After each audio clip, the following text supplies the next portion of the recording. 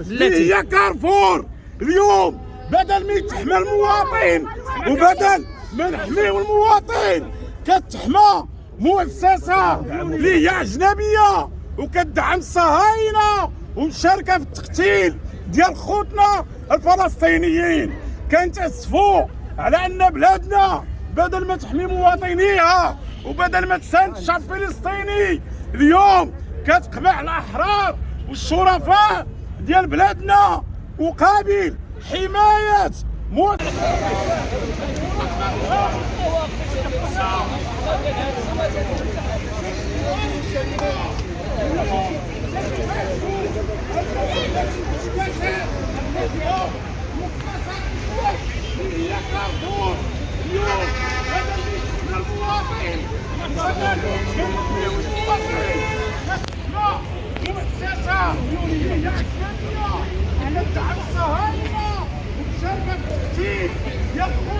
الفلسطينيين. كنتاسفوا على ان بلادنا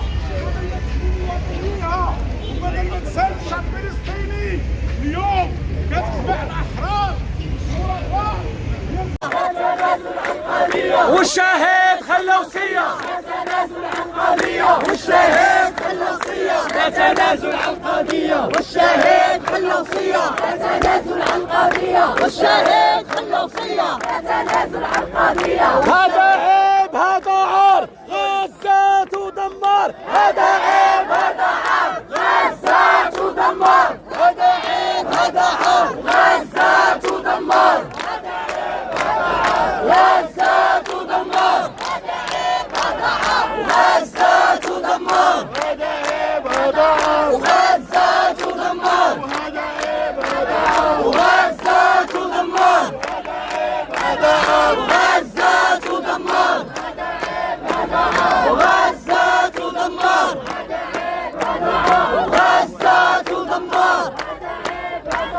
غزة تدمر المغرب الفلسطين شعب واحد مش شعبين والمغرب وفلسطين شعب واحد مش شعبين المغرب